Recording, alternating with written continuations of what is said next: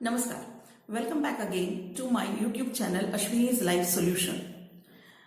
आपण 21st century skills विषयी बोलत होतो. मागच्या व्हिडिओला आपण तिथे संपवलं होतं की 21st सेंचुरीचे जे स्किल्स आहेत हे स्किल्स मेनली 3 कॅटेगरीमध्ये डिव्हाइड करण्यात आलेले आहेत.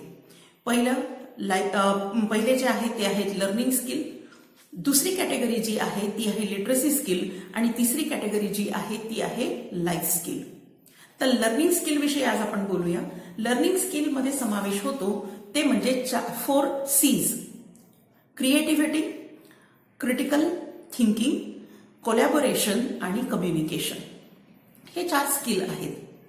तर आता जेव्हा मी माझ्या क्लासमध्ये ह्या सगळ्या गोष्टी घेते, पर्सनॅलिटी डेव्हलपमेंटचे जे मी क्लासेस घेते त्यामध्ये 21st सेंचुरी स्किल हा इन्व्हॉल्व्ह केलेला एक मोठा मेजर पार्ट हे जे स्किल्स आहेत हे रोल प्ले करतात. याच्यामध्ये काय आहे की बेसिकली एखादी गोष्ट आहे जी स्किल आहे किंवा जो भाग आपण बोलतो आहे तो तात्विकदृष्ट्या पटला पाहिजे, तो तार्किकदृष्ट्या पटला पाहिजे आणि ते पटल्यानंतर मला माझ्या आयुष्यात उपयोगात आणण्यासाठी त्याच्यासाठी तंत्र हवंय. म्हणजे काय की एखाद्या गोष्टीचं फिलॉसॉफी मला पटली पाहिजे की हो ही फिलॉसॉफी आहे पण ही फक्त वाचण्यापुरती नाही आहे. हे माझ्या आयुष्यात जर का मी लावून बघितलं किंवा माझ्या आयुष्यात जर मी याचा उपयोग केला तर माझ्या आयुष्याची क्वालिटी बदलेल. आपण क्वालिटी विषयी बोलतोय, क्वांटिटी विषयी नाही. क्वालिटी बदलली तर क्वांटिटी हा नंतरचा भाग आहे, तो पाठीमागे चालत येणारच आहे. म्हणजे तत्व पटतंय म्हणजे येस फिलॉसॉफिकली इट इज करेक्ट. मग हे माझ्या तर्काला पटतंय का, म्हणजे लॉजिक. आपण जेव्हा विचार करतो तेव्हा logically it is possible or not possible to apply in my life. तर लॉजिकली हे बरोबर आहे का, म्हणजे तार्किकदृष्ट्या बरोबर आहे का, हे दोन्ही पटल्यानंतर ते मला इम्प्लिमेंट करण्यासाठी, माझ्या आयुष्यात इम्प्लिमेंट करण्यासाठी मला लागेल एक तंत्र किंवा टेक्निक की हे पहिल्यांदा मी कसं शिकून घेऊ, कसं काय असतं त्याच्या मागचं काय समजून घेऊया आणि त्यानंतर मी ते इम्प्लिमेंट करणार. ह्या सगळ्या कॅटेगरीज, ह्या सगळ्या पद्धतीने जाणारे तंत्र मी माझ्या पर्सनॅलिटी डेव्हलपमेंटच्या क्लासेसमध्ये वापरते. म्हणजे तत्व, तर्क आणि तंत्र. तर सगळ्यात पहिले आपण जर का या गोष्टीचा विचार केला की क्रिएटिव्हिटी म्हणजे काय. क्रिएटिव्हिटी म्हणजे याचे मराठी अर्थ होतात सृजन क्षमता किंवा नवनिर्माण क्षमता. सृजन क्षमता किंवा नवनिर्माण क्षमता म्हणजे use of imagination, original ideas असतात त्यानंतर कॅपॅसिटी ऑफ अ पर्सन और capacity of a person to be productive. आणि जनरली हे आर्टिस्टिक फील्डमध्ये वापरल्या जाते. समजा उदाहरणच जर द्यायचं झालं तर आपण असं एक उदाहरण घेऊया. आपण सगळ्यांनी ती फिल्म बघितलेली आहे बॉलिवूडमधली जो जीता वही सिकंदर. त्याच्यामधलं गाणं हे सगळ्यांना बऱ्याच जणांच्या ओठावर आहेच, पहिला नशा पहिला खुमार. तर त्याच्यामध्ये वापरण्यात आलेलं ते जे गाणं होतं, गाणं नॉर्मलच होतं गाणं, पण त्याचं जे पिक्चरायझेशन आणि त्याचं जे अपिलिंग पॉवर आहे ती आजही 2020 मध्ये सुद्धा ती जादू कायम आहे. कारण स्लो मोशन मध्ये पिक्चराइज झालेलं ते गाणं तेव्हा ती नवीनच होती, ती क्रिएटिव्हिटी होती. आणि जेव्हा त्या लोकांच्या मुलाखती घेतल्या म्हणजे गायिकेच्या किंवा ऍक्ट्रेसच्या, तेव्हा ते सांगत होते की हे इतकं स्लो मोशन मध्ये चालायचं की ते गाणं म्हणजे ते गाणं पिक्चराइज होत असताना एका ओळीमध्ये आमच्या 2-2 ओळी म्हणून व्हायच्या. मग ते स्लो करून आम्ही त्याचं पिक्चरायझेशन करायचो. अशा पद्धतीने ते पिक्चराइज केलं. पण तेव्हा त्या काळात जेव्हा हे पहिल्यांदा आलं at that time it is a creativity. किंवा तुम्ही झीवरचा एक डान्सिंग शो बघितला असेल हिंदीमधला, त्याच्यात एक तो राघव म्हणून कंटेस्टंट होता. Now he is become a celebrity.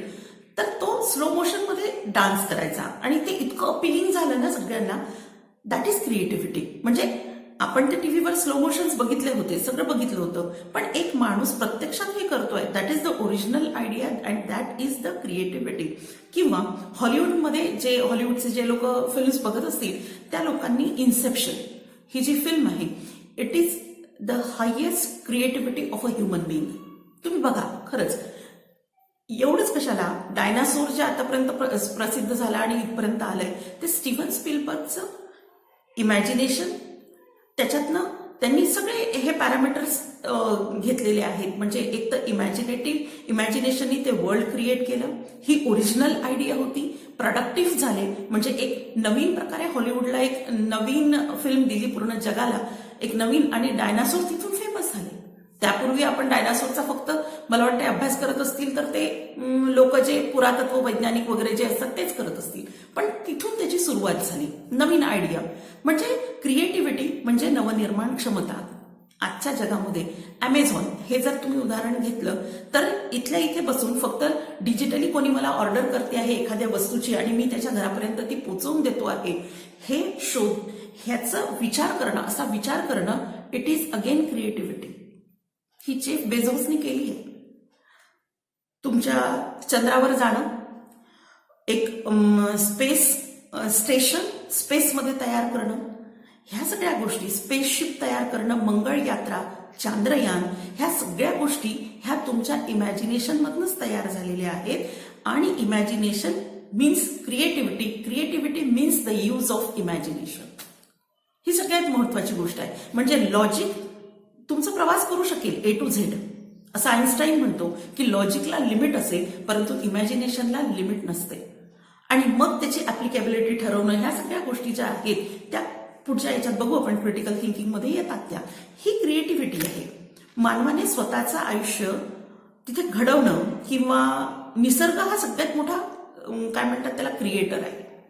आणि माणसं असं म्हटलं जातं, फिलॉसॉफीमध्ये असं म्हटलं जातं किंवा अनेक आतापर्यंत इतिहासामध्ये असं म्हटलं जातं की माणूस आजपर्यंत तेच कलर कॉम्बिनेशन्स वापरतो. जरी तरी आपल्याला ते विविध दिसत असले तरी निसर्गाच्या बाहेर असणारा एकही रंग माणूस अजूनपर्यंत तयार करू शकला नाही किंवा वापरू शकला नाही. हे अतिशय मी सरफेस लेवलचं उदाहरण तुम्हाला देते.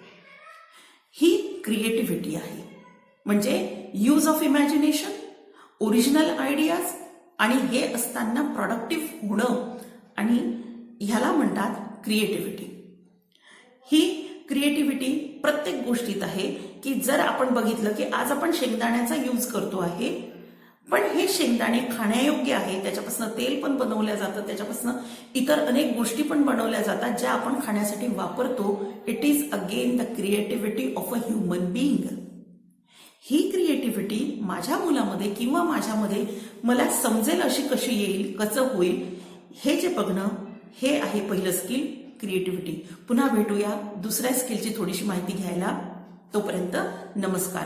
चॅनलला जरूर लाईक करा, सबस्क्राईब करा, तुमच्या कॉमेंट प्लेस करा. मी या सगळ्या गोष्टीच्या प्रतीक्षेत आहेत. धन्यवाद. पुन्हा भेटू एका नवीन व्हिडिओ सहित, पुढच्या स्किल सहित.